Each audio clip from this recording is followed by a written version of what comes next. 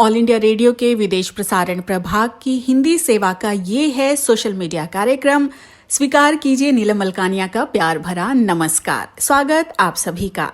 हमेशा की तरह इस एपिसोड में भी हम आपके लिए लेकर आए हैं कुछ संदेश, कुछ जानकारियां। बने रहिएगा हमारे साथ।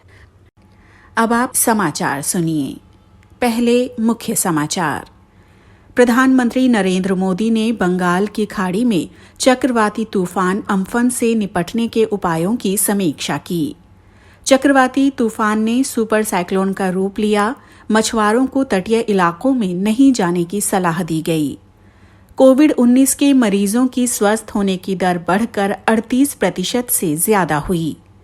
दिल्ली सरकार ने बस, टैक्सी कैब, ऑटो और ई-रिक्शा को कुछ शर्तों के साथ चलाने की अनुमति दी और सीबीएसई की 10वीं और 12वीं कक्षा के बचे हुए विषयों के लिए 1 से 15 जुलाई तक परीक्षाएं होंगी। अब समाचार विस्तार से।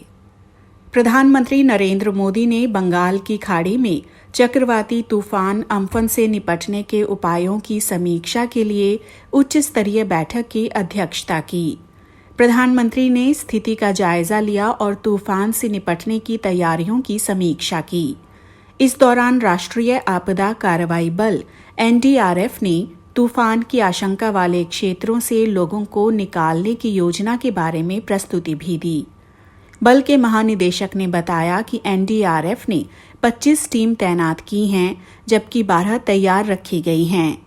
देश के विभिन्न भागों में एनडीआरएफ की 24 टीम किसी भी आकस्मिक स्थिति से निपटने के लिए तैयार हैं। चक्रवाती तूफान ने सुपर साइक्लोन का रूप लिया। मछुआरों को तटीय इलाकों में नहीं जाने की सलाह दी गई है। चक्रवाती तूफान अम्फन तेज होकर सुपर साइक्लोन में बदल गया है।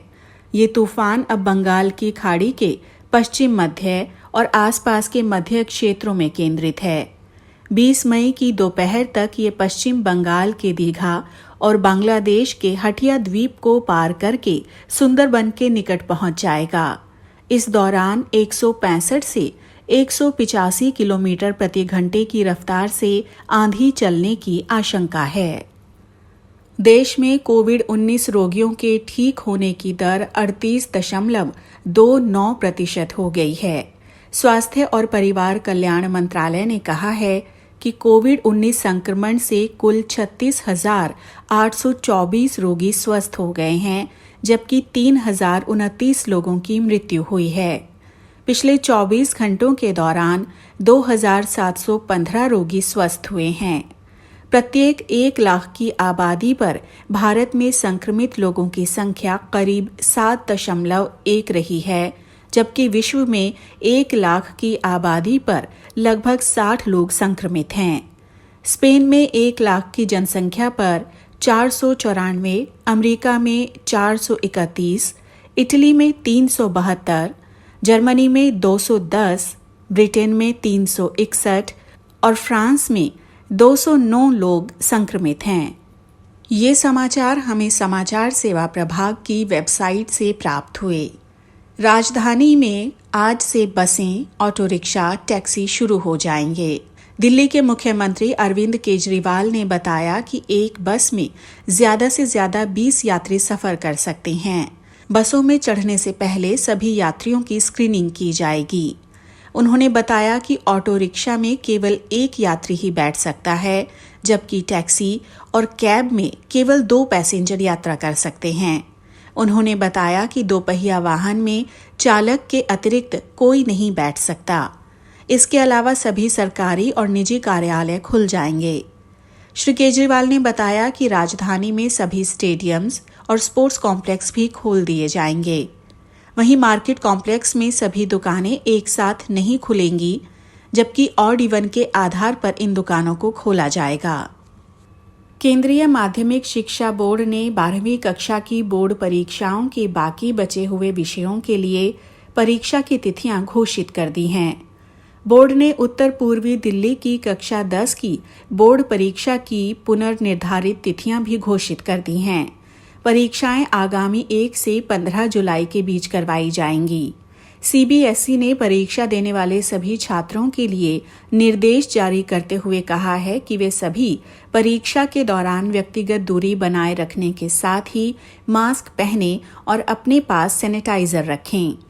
अभिभावकों से ये सुनिश्चित करने को कहा गया है कि उनके बच्चे बीमार न हों।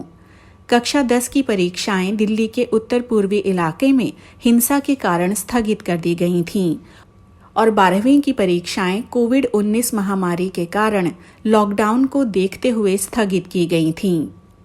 इसी के साथ ये समाचार बुलेटिन समाप्त हुआ। श्रोताओं, दूरभाष पर इस समय हमारे साथ जुड़ रहे हैं डॉक्टर सुनील बत्रा। हम आपको बता दें, डॉक्टर सुनील बत्रा प्राचार्य हैं SMJN कॉलेज हरिद्वार के और साथ में वाणिज्य विभाग के विभागाध्यक्ष भी हैं। डॉक्टर बत्रा, कार्यक्रम में बहुत बहुत स्वागत है आपका। डॉक्टर बत्रा, राष्ट्र के नाम संबोधन में प्रधानमंत्री श्री नरेंद्र मोदी जी ने 20 लाख करोड़ रुपए के आर्थिक पैकेज की घोषणा की है। ऐसा माना जा रहा है कि ये जो पैकेज है ये देश की अर्थव्यवस्था को मजबूती देगा। कोरोना के चलते जो जिंदगियां थम गई थी, जो आर्थिक रूप से हम कमजोर हो गए थे, उसको एक नई उड़ान मिलेगी। एक अर्थशास्त्री होने के नाते इस पैकेज को किस रूप में लेते हैं? आपने बिल्कुल सही बात कही कि ये जो कोरोना वायरस महामारी है, भारत ने इसको एक अवसर के रूप में और एक चुनौती के रूप में स्वीकार किया है। इसीलिए जब प्रधानमंत्री श्री नरेंद्र मोदी जी ने इस पैकेज की घोषणा की, तो इस पैकेज की घोषणा से पूरे आर्थिक जगत और ये कहें कि संपूर्ण विश्व भारत की ओर चकित होकर के देख रहा था कि ये किस तरह की घोषणा जो है भारत ने इस कोरोना वायरस महामारी से निपटने और इसको अवसर के रूप में लेने के रूप में की है। ये भारतीय जीडीपी का करीब लगभग 10% के आसपास है। इससे पूर्व विश्व के कई देशों ने राहत पैकेज देने की घोषणा की। भारत 5वां ऐसा राष्ट्र बन गया है जो अपनी जीडीपी का 10% के लगभग आर्थिक पैकेज की घोषणा कर रहा है। यदि हम इसे इस तरह से कहें कि भारत चीन, इटली, ब्रिटेन से भी बड़ी राहत पैकेज का ऐलान कर रहा है, तो इसमें कोई अतिशयोक्ति नहीं होगी। डॉक्टर बत्रा, प्रधानमंत्री जी ने कहा कि यदि देश को आत्मनिर्भर हम बना सके तो समझिए कि हम इस संकट से निपटने में सफल हो गए। उन्होंने कहा कि 5 पिलर हैं: इकोनॉमी, इंफ्रास्ट्रक्चर, सिस्टम, डेमोग्राफी और डिमांड। यदि हम बात करें, भारत विश्व का दूसरा सबसे बड़ा बाजार है और अर्थव्यवस्था में डिमांड और सप्लाई का चक्र हमारी ताकत है। आम श्रोताओं को बताएं कि ये डिमांड और सप्लाई का चक्र किस तरह से हमारी ताकत है। जब इस आर्थिक पैकेज की घोषणा की गई, प्रधानमंत्री श्री नरेंद्र मोदी जी के द्वारा दिया गया, वो कहा गया आत्मनिर्भर भारत, यानी कि भारत इस आर्थिक पैकेज की सहायता से न केवल कोरोना वायरस महामारी से निपटेगा, बल्कि वह आत्मनिर्भर भारत के रूप में भी प्रदर्शित हो। उन्होंने इस स्वावलंबन की दिशा में यदि हम कहें तो हमारे पास यदि देखें तो विश्व का सबसे बड़ा बाजार तो हम है ही हैं, सबसे बड़े उपभोक्ता भी हम ही हैं, लेकिन उसके साथ साथ हमारे जो जनांकिकी जो डेमोग्राफी है उसका जो डिविडेंड है, वो डिविडेंड ये है कि हमारे जो जनसंख्या है उसकी 65% जनसंख्या जो है अभी युवा है। वो लगभग इन एन एवरेज वो 35 से 40 वर्ष के बीच की जनसंख्या है। और यही जनसंख्या, जब हम जनसंख्या की बात करते हैं तो यही जनसंख्या जो है हमारे को आगे एक मजबूत श्रमिक के रूप में, चाहे वो अनस्किल्ड वर्कर के रूप में हो, सेमी स्किल्ड वर्कर के रूप में हो या स्किल्ड वर्कर के रूप में हो, ये हमारे को मिलेगी। जो सबसे बड़ी बात उन्होंने कही, वो कही कि जो चेन बेस्ड सप्लाई है, जो आपूर्ति श्रृंखला है, उस पर उन्होंने बहुत अधिक स्ट्रेस दिया और कहा कि इसे हमें अत्याधुनिक बनाना है। यानी कि उनका जो जोर था वो चेन बेस्ड सप्लाई पर था। जहां तक हमें अपने किसानों की बात करनी है, जहां तक हमने अपने श्रमिकों की बात करनी है, जहां तक हमने अपने प्रवासी जो माइग्रेंट हो गए थे उनकी बात करनी है, मछुआरों की बात करनी है, और तो और एक बहुत बड़ी बात प्रधानमंत्री जी ने अपने उद्बोधन के दौरान कही, और वो उद्बोधन था मध्यम वर्ग के लिए। उन्होंने कहा कि आर्थिक पैकेज उन व्यक्तियों के लिए है जो ईमानदारी से कर दे रहा है, यह आर्थिक पैकेज उस मध्यम वर्ग के लिए है। हम सभी जानते हैं कि 1991 में आर्थिक सुधारों के बाद पहली बार लोकल स्तर पर मैन्युफैक्चरिंग की जोरदार तरीके से वकालत की गई है, और प्रधानमंत्री जी ने यह भी कहा कि हर भारतीय लोकल के लिए वोकल बने। उन्होंने इसका आह्वान किया और कहा कि न सिर्फ हम लोकल खरीदें बल्कि उसका गर्व से प्रचार भी करें। अभी जो वर्तमान स्थिति है, चीन से सशंकित होकर जो वैश्विक समुदाय है, हम कह सकते हैं कि भारत की ओर देख रहा है, तो ये एक बहुत बड़ा अवसर है हमारे सामने। ये आपने बिल्कुल सही बात कही। हमारे जो कुटीर उद्योग धंधे थे, हमारे जो श्रम संसाधन हैं, जो व्यक्ति हमारे पास मौजूद हैं, स्किल्ड वर्कर के रूप में, अनस्किल्ड वर्कर के रूप में, सेमी स्किल्ड वर्कर के रूप में, उनमें जो कौशल विकास है वो इस समय हमारे को एक बहुत बड़ा अवसर प्रदान कर रहा है कि हम अपने उस कौशल विकास को निकालें, हम उसको देश के सतत विकास के लिए, सस्टेनेबल डेवलपमेंट के लिए हम उसको समर्पित कर दें। और प्रधानमंत्री जी ने कहा था कि पीछे जब इस तरह से युवा आगे आया था, उसने अपने स्किल डेवलपमेंट का प्रदर्शन किया था, तो विश्व भी चकित था, और कई उत्पाद इस तरह से थे जो लोकल से विश्व स्तरीय ख्याति को प्राप्त किए, उनको उस तरह की गुडविल जो है उनको प्राप्त हुई। तो ये कुटीर उद्योग धंधों, कौशल विकास के द्वारा अपने उत्पादों को नया आयाम प्रदान करना एक बहुत बड़ा अवसर भारत के सामने आया है। जो हमारे कुटीर उद्योग धंधे थे, जो एक तरह से बिल्कुल, जिनको हम ये कह सकते हैं कि उपेक्षा की उनकी हो रही थी, तो वो पुनः अब एक नई संजीवनी प्राप्त करेंगे इस आर्थिक पैकेज के द्वारा, क्योंकि ये कहा भी गया प्रधानमंत्री जी के द्वारा कि हमें अपने जो लोकल उत्पाद हैं, उन उत्पादों को अधिक से अधिक वरीयता देनी है। न केवल वरीयता देनी है, बल्कि उनके बारे में माउथ पब्लिसिटी भी करनी है, वोकल भी होना है, हमें प्रचार भी करना है। तो वर्तमान में चीन से बहुत सारी कंपनियां अपने कामों को समेट करके विश्व के दूसरे देश हैं उनकी ओर ललायित हैं, और उनमें भी सबसे अधिक यदि अवसर के रूप में वो देख रहे हैं तो वो भारत को सबसे बड़े अवसर के रूप में और बाजार के रूप में देख रहे हैं, और भारत भी उनको अपने यहाँ बुलाने के लिए ललायित है, क्योंकि हमारे प्रधानमंत्री जी का एक बहुत बड़ा, यदि हम कहें तो उन्होंने मेक इन इंडिया की बात करी थी, और बहुत सारी कंपनियों को अपने यहाँ न्योता दिया था कि आप आइए, हमारे यहाँ आकर के काम कीजिए, अपने प्रोडक्ट को तैयार कीजिए, आपको उत्पाद भी मिलेगा, जमीन भी मिलेगी, और उसके साथ साथ आपको निवेश करना है, हम यहाँ से आपको श्रम देंगे और बाजार भी देंगे। यानी दो चीजें दे रहे हैं हम। एक तरफ हम अपने लोगों को, जो हमारे पास श्रमिक हैं, जो हमारे पास जनसंख्या है, उस जनसंख्या का 65% युवा है, उन युवाओं को रोजगार देने के लिए उन कंपनियों को हम अपने यहाँ बुला रहे हैं। दूसरा, जब वो प्रोडक्ट को तैयार करेंगे, जब वो उत्पादों को तैयार करेंगी, तो उन उत्पादों को हम प्रयोग में लाएंगे।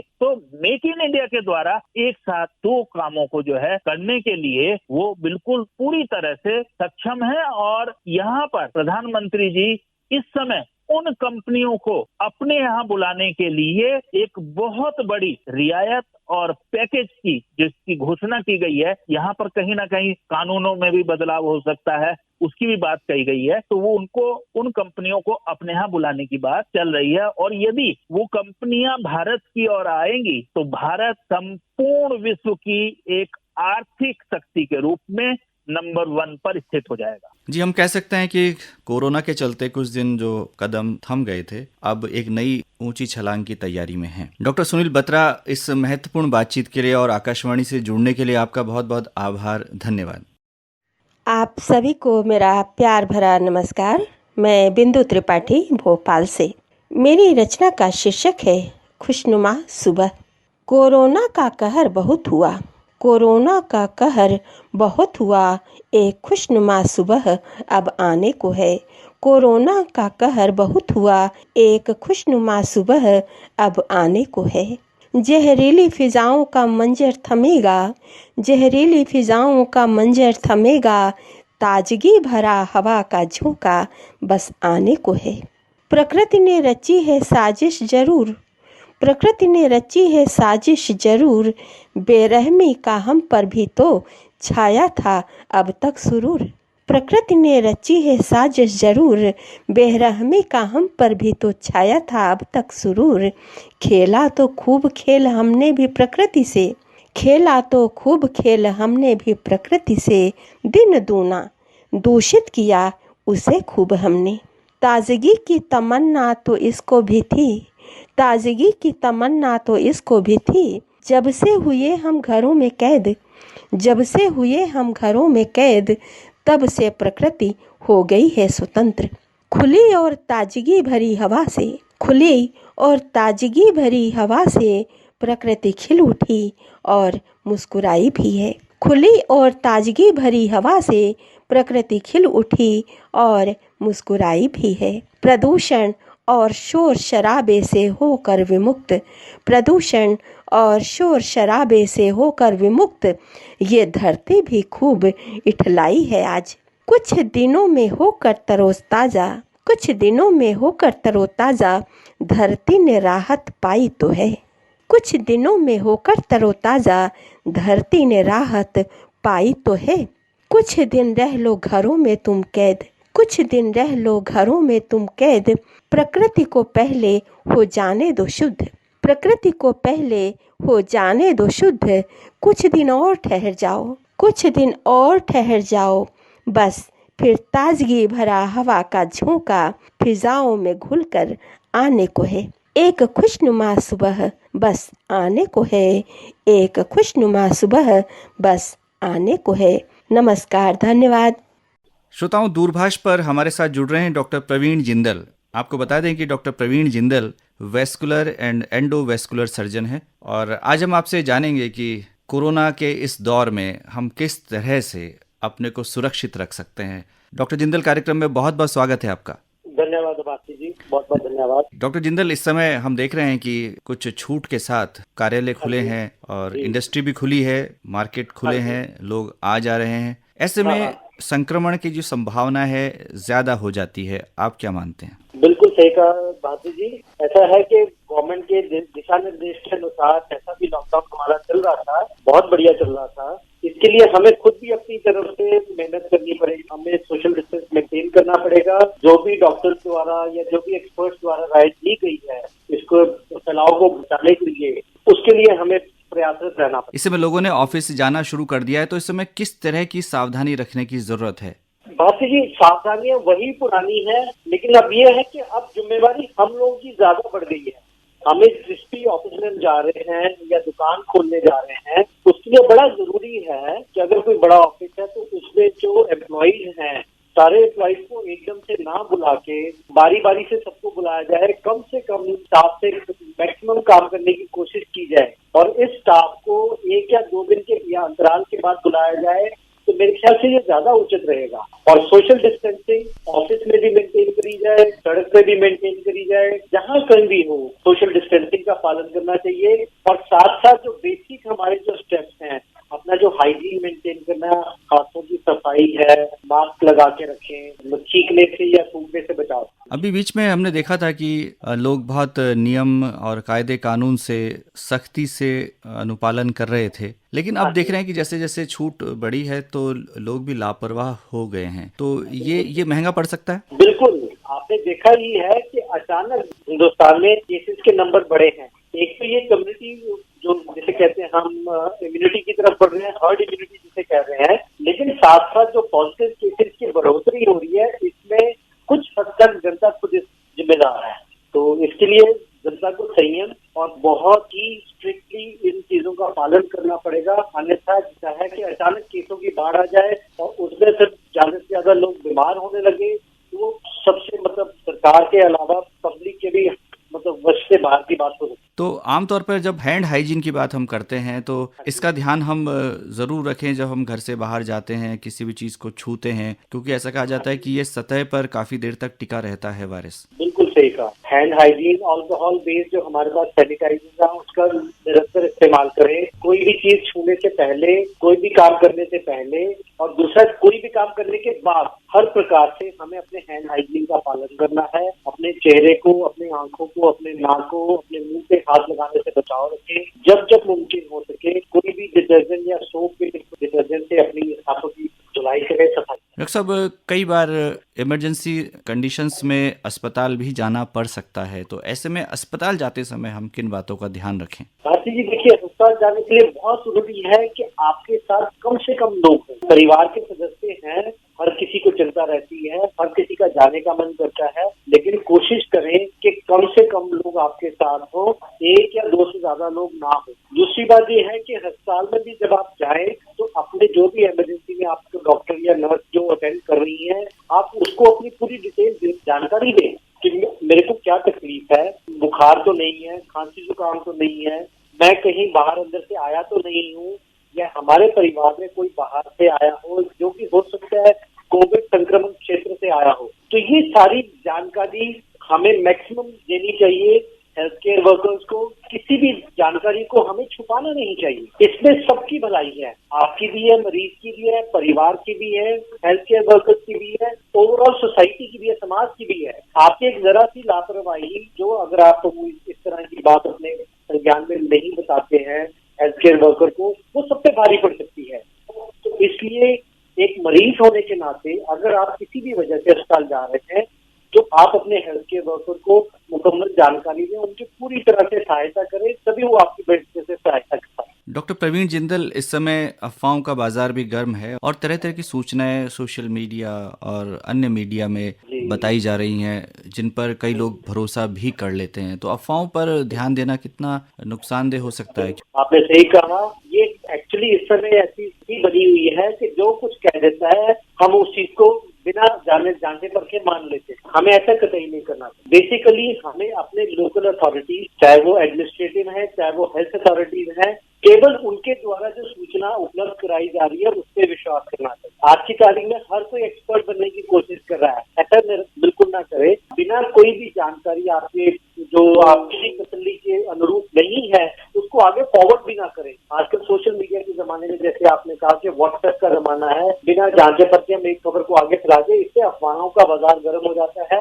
एक तरह की दहशत का माहौल बनता है। तो हमें इससे बचना चाहिए। ये हमारी एक सामाजिक जिम्मेवारी भी है जी। हमें सरकार निरंतर टीवी पे, न्यूज चैनल के थ्रू, बाकी अपने लोकल अथॉरिटीज के थ्रू, मुनादी के थ्रू सब कुछ बता रही है। केवल उस पर विश्वास करें, ना कि कहीं बोली बातों। तो डॉक्टर साहब, जो भारत सरकार की गाइडलाइंस है, खास तौर से आयुष मंत्रालय की, जिससे कि हम अपनी रोग प्रतिरोधक क्षमता को बढ़ा सकते हैं, उस पर हमें अमल करना चाहिए। एक डॉक्टर होने के नाते आप क्या कहना चाहेंगे? बिल्कुल करना चाहिए। देखिए, ये सारी टाइम टेस्टेड चीजें हैं। सरकार इसीलिए चाहती है कि हमारी जनता की जो संक्रमण से लड़ने की क्षमता है वो बढ़ जाए, हमारी इम्यूनिटी बढ़े। उसके लिए जो टेस्टेड गाइडलाइंस है, चाहे आयुष मंत्रालय के, चाहे हेल्थ मिनिस्ट्री के, जो भी है, उसका हमें बिल्कुल सीरियसली अनुपालन करना चाहिए। और मोस्ट ऑफ जो इंफॉर्मेशन है ये सब हम घर में बैठे रह के भी कर सकते हैं। इसके लिए हमें बाजार जाने की, डॉक्टर के पास जाने की, किसी और के पास जाने की आवश्यकता नहीं है।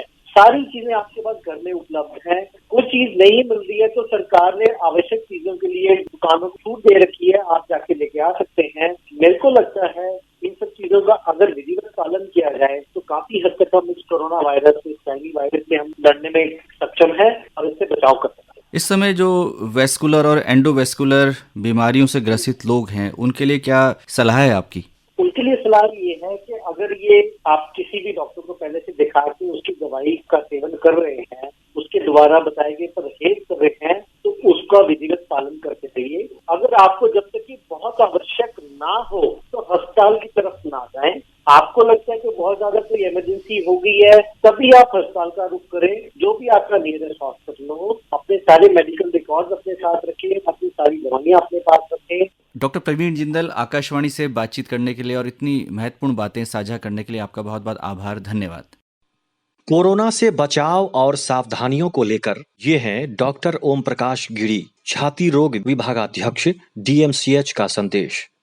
बाहर निकलने पर तो आपको रिस्क बढ़ जाता है, आपको बाहर निकलने की कोशिश नहीं कीजिए। अगर बहुत जरूरी निकलते हैं तो जो दूसरा आदमी है आपके बगल में, उससे 1.5-2 मीटर का डिस्टेंस मेंटेन कीजिए। घर में रहते हैं, हर घंटा साबुन से हाथ धोते रहिए, पूरा झाग निकाल के धोते रहिए। मुंह को, अपने हाथ को आंख नाक मुंह पर नहीं रखिए। और जिसको दवाई की जरूरत है हम लोग दवा देते हैं, दवा है, पेशेंट ठीक होते भी हैं। जिसको डायबिटीज है, ब्लड प्रेशर है, हार्ट का डिजीज है, लंग का डिजीज है, वो ज्यादा एक्सपोज हैं। तो जो 60 के से ज्यादा उम्र के हैं उनको अधिक सावधानी बरतने की जरूरत है। जब भी आप बाहर से आते हैं आप, तो जूता आप घर से बाहर खोलिए। बहुत इंपॉर्टेंट है, इसलिए कि जब कोई पेशेंट खांसता है या बोलता है, जो कोरोना के पेशेंट है, कुर्सी, टेबल, जमीन, सड़क है ना, एनीवेयर जो चीज सब्सटेंस से अगल बगल है उसमें स्टेट कर जाता है और उसमें 2 से 9 दिन तक जिंदा रहता है। आप मार्केट गए, कोरोना वायरस का पार्टिकल्स जो सड़क पे गिरा हुआ है, आपके जूते के थ्रू वो आपके घर में आ जाएगा। इसलिए जूता जब भी आप मार्केट पहन के जाते हैं, इस जूता को घर से बाहर खोलिए।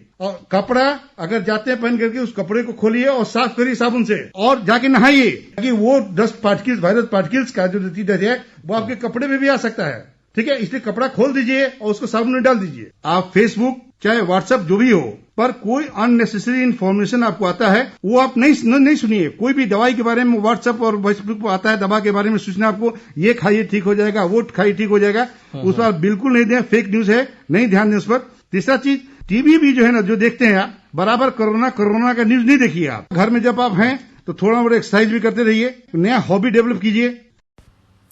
कार्यक्रम आपको कैसा लगा हमें जरूर बताइएगा। हम इंतजार करेंगे आपके संदेश का, आपकी प्रतिक्रिया का अपनी ईमेल आईडी पर, जो है air12nm@gmail.com। अपना ध्यान रखिएगा, अपने परिवार का ध्यान रखिएगा, स्वस्थ रहिए, मस्त रहिए, नियमों का पालन करते रहिए। अगले अंक में आपसे फिर होगी मुलाकात। अब मुझे यानी नीलम मलकानिया को दीजिए इजाजत। नमस्कार।